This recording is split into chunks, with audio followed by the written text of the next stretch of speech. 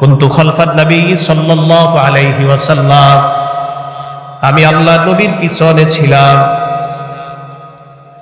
নবী আমাকে বললেন, ইয়া গোলাম, হে বালক, আমাকে ডাক দিলেন, হে বালক, হে বৎস, হে তরুণ বলে আমাকে ডাক দিয়ে বললেন, ইহফাজিল্লাহ ইয়াহফাজকা, তুমি আল্লাহকে সংরক্ষণ করো, আল্লাহকে হেফাজত করো।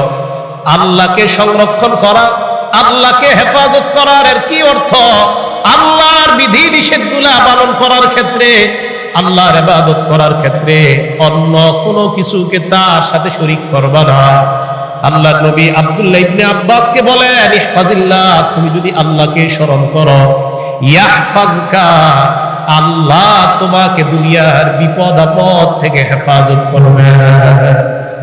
তুমি আল্লাহকে হেফাজত করো। আল্লাহকে হেফাজত করার অর্থ ইবাদত হবে আল্লাহ, শিরিক মুক্ত ইখলাস যুক্ত ইবাদত হবে আল্লাহ। এইভাবে যদি তুমি করতে পারো আর আল্লাহকে যদি একচ্ছত্র ক্ষমতার অধিকারী তুমি মানতে পারো, ইয়াহফাজকা, বিপদ আপদে আল্লাহ তোমাকে হেফাজত করবে। আপনার ছেলেকে ছোটবেলা থেকে শিক্ষা দেওয়া। এরপরে নবীজি বলেন, শোনো, ওয়ালাম আন্নাল উম্মাতা লাম ইজতামাউ আলা আইয়ানফাউকা বিশাই, সারা দুনিয়ার মানুষ যদি একত্রিত হয়ে যায় তোমার উপকার করার জন্য, লাম ইয়ানফাউকা বিশাইইন ইল্লা ক্বাদ কাতাবাহুল্লাহু লাক, সারা দুনিয়ার মানুষ তোমার অতটুকুই উপকার করতে পারবে যতটুকু আল্লাহ তোমার উপকার করতে চায়। সারা দুনিয়ার মানুষ যদি তোমার উপকার করতে চায়, সারা দুনিয়ার মানুষ ততটুকুই উপকার করতে পারবে যতটুকু আল্লাহ তোমার উপকার করতে চায়।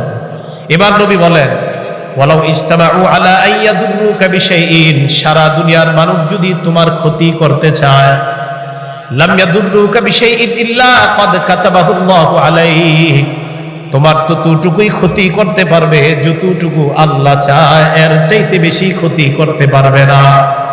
এই জায়গায় আপনি আপনার সন্তানকে শিক্ষা দিয়ে দেন, উপকারের জিনিসগুলো আল্লাহর কাছে চেয়ে নাও, আর তোমার যেন ক্ষতি কেউ করতে না পারে আল্লাহর কাছে দোয়া করবা, আল্লাহ আমার জীবনের ভাগ্যে যেই খারাপ বিষয়গুলো লেখা, মেহেরবানি করে আমার ভাগ্য আপনি পরিবর্তন ঘটায় দেন। ভাগ্য দুই প্রকার, একটা হলো মুআল্লাক আর একটা মুবরাম।